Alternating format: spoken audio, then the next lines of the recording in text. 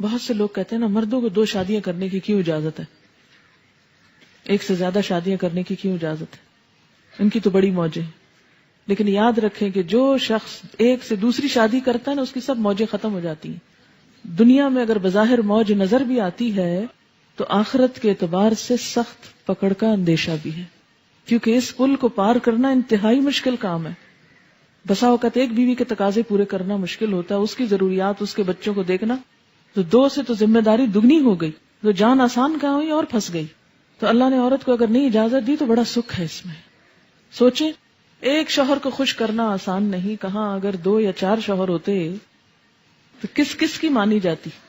یہ ہنسنے کی بات نہیں، یہ تو رونے کی بات ہے اس کانسیپٹ پہ، کیونکہ بہت سی عورتیں یہ اعتراض کرتی ہیں یہ تو ظلم ہے، جینڈر ڈسکریمنیشن ہے، مردوں کے لیے تو 4 شادیاں ہیں اور عورتوں کو تو بس باندھ کے قید کر کے رکھ دیا گیا ہے. اسی قید میں آزادی ہے، اسی قید میں بھلائی اور خیر خواہی ہے. اگر پریکٹیکلی یہ رکاوٹ نہ ہوتی، اوروں کو روک کے نہ رکھا جاتا اور آزادی دے دی جاتی تو عورت کا کیما ہو جاتا. اگر ایک سے زیادتی ہو جاتی ہے تو معافی مانگنے میں، منانے میں دوسرے کو، روٹھے ہوئے کو اور نہ سمجھا کریں، آپس ہی کا معاملہ ہے. جیسے غصہ آ گیا نا، ایسے ہی صلح کرنے میں بھی دیر نہیں کرنی چاہیے. صلح کر لو، آپس میں اتفاق کر لو. ان یصلح بینہما صلحا والصلح خیر، اور صلح کر لینا اچھا ہے. اس لیے کہ شادی صرف وقتی جذبات کے تحت نہیں ہوتی، شادی تو ایک خاندان بنانے کے لیے ہوتی ہے، اور اس خاندان میں نئی نسل کے پروان چڑھانے کے لیے ہوتی ہے. انسانیت کی تعمیر اور تربیت کے لیے گھر بنایا جاتا ہے.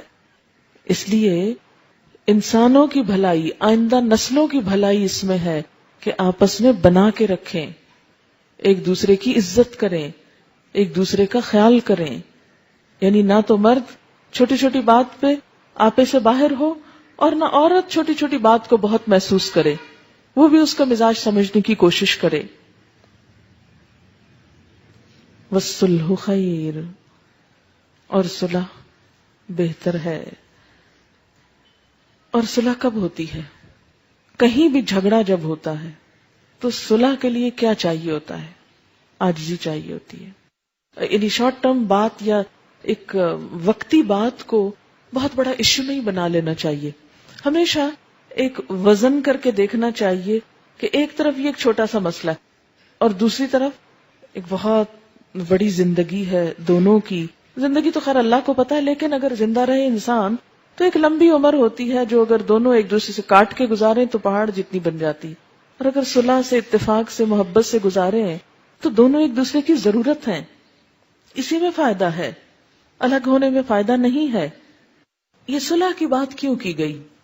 عورت کی طرف سے صلح کیا ہے کہ وہ کہے کہ اچھا تم مجھے طلاق نہ دو، میں تم سے پورے حقوق ڈیمانڈ نہیں کرتی. اور اسی طرح شوہر کی طرف سے کیا کہ وہ ظاہر میں جو حقوق دیے جا سکتے ہیں ان حقوق کو ادا کرتا رہے. مثلا نان نفقے کے بارے میں فرق نہ کرے، لیکن دل کے جذبات اس پر تو کسی سے بھی پوچھ نہیں، کیونکہ وہ انسان کے بس میں نہیں. تو اب قیامت کے دن ایک شوہر سے جب اس کی 2 بیویوں کے درمیان عدل کی بات ہوگی تو وہ ظاہری معاملات ہی میں ہوگی، جیسا کہ نبی صلی اللہ علیہ وسلم نے بھی فرمایا تھا اللہم ھذا قسمتی، اے اللہ یہ میری تقسیم ہے. حالانکہ آپ کو اس سے مبرہ قرار دیا گیا تھا کہ اگر آپ نہ بھی عدل کریں تو آپ سے نہیں پوچھا جائے گا، لیکن اس کے باوجود آپ نے عدل کیا اور فرمایا ھذا قسمتی، یہ میری تقسیم ہے جو میں کر سکتا ہوں. فلا تلمنی فیما تملک، اللہ مجھے اس معاملے میں ملامت نہ کرنا، مت پوچھنا جس کا میں مالک نہیں ہوں، یعنی اپنے دل کے جذبات کا. فیما تملک، ان کا تو مالک ہے، ولا املک، اور میں مالک نہیں ہوں. روایات میں آتا ہے کہ آپ صلی اللہ علیہ وسلم عصر کے بعد تمام ازواج مطہرات کے پاس جایا کرتے تھے. بخاری کی روایت ہے. اگرچہ رات گزارنے کی باری الگ الگ تھی، وہ باری تو مقرر ہے، لیکن دل کا تعلق سب سے برابر نہیں. اسی لیے اللہ اس کے بارے میں مواخذہ نہ کرنا، اس کے بارے میں نہ پکڑنا. تو ایسے میں کیا ہے کہ ایک عورت شوہر سے پورے حقوق ڈیمانڈ نہ کرے کہ اسے قلبی محبت بھی اتنی ملے جتنی دوسری بیوی کو مل رہی ہے، اور کہے کہ اگر اتنی نہیں تو میں جا رہی ہوں. وہ چلی جائے، نقصان زیادہ ہے جانے میں بنسبت اس کے کہ وہ رہے، اور پورے نہیں تو آدھے حقوق پر گزارا کر لے اور اصلاح ہوتی رہے. اور اس میں دراصل تو شوہر کو تلقین کی جا رہی ہے کہ وہ دوسری بیوی یا دوسری شادی کے شوق میں پہلی بیوی کو پوری طرح اگنور نہ کر دے، اس کے حقوق بھی اس کو دیتا رہے. اب آپ کہیں گے کہ وہ دوسری شادی کی کیوں، وہ نہ کرے. یہ کہا جانا چاہیے تھا کہ وہ دوسری طرف مائل ہی نہ ہو، دوسری طرف جائے ہی نہ.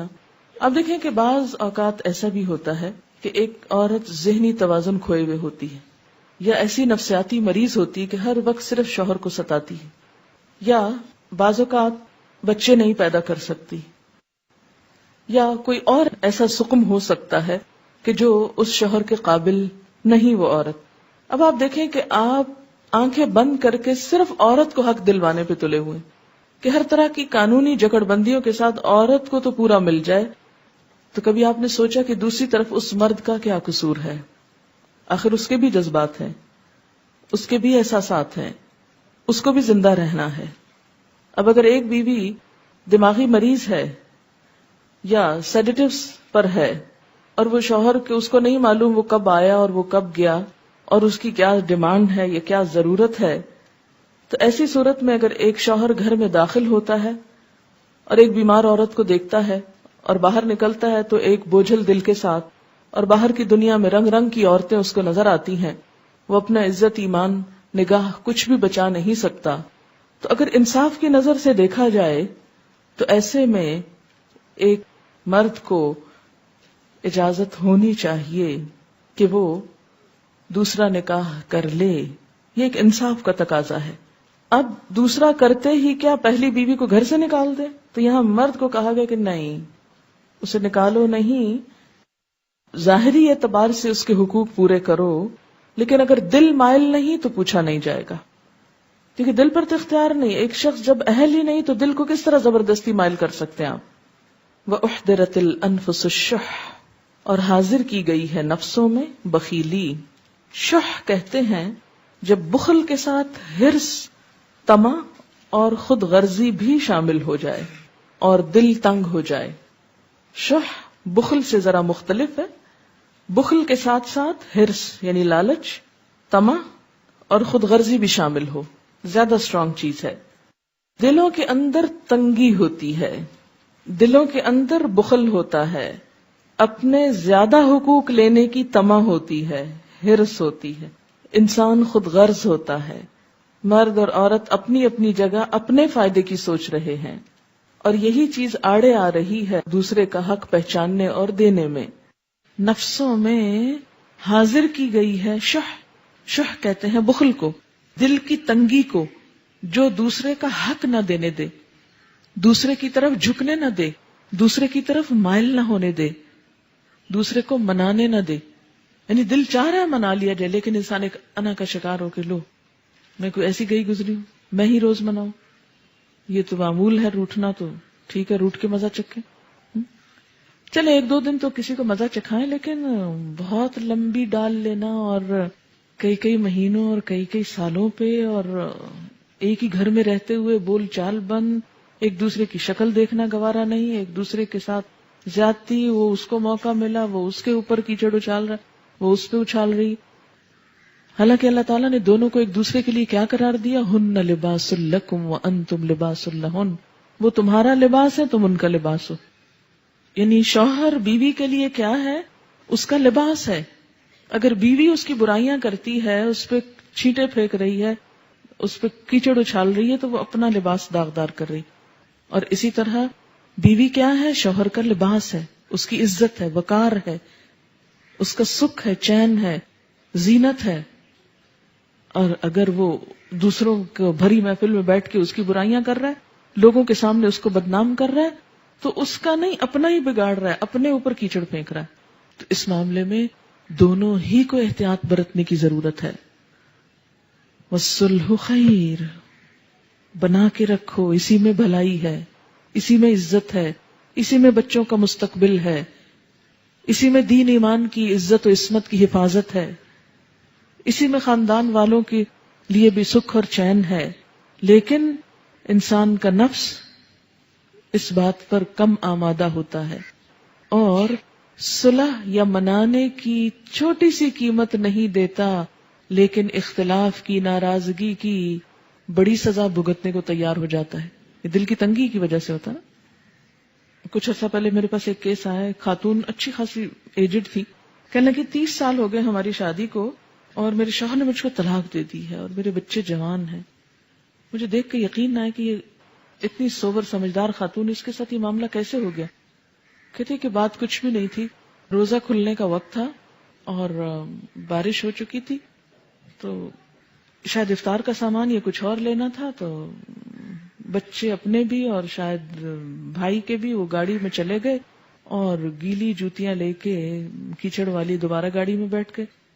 تو اس بات پہ تھوڑی سی گرما گرمی ہوئی، اختلاف ہوا کہ ایسا کیوں کیا، پھر کسی وقت لے جاتے یا ان کو نہ لے جاتے یا معلوم نہیں، اب مجھے قصہ پورا یاد نہیں.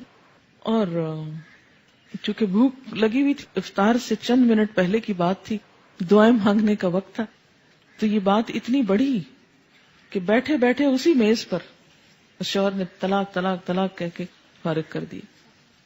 کیونکہ انسان جب عمر بڑھتی جاتی ہے نا تو ٹیمپر لوز کرتا جاتا ہے اور اس کی برداشت کم ہوتی جاتی ہے، اور خاص طور پر روزہ رکھ کے افطار کے وقت تو بالکل ہی برداشت ختم ہونے کے قریب ہوتی اور ختم ہو جاتی.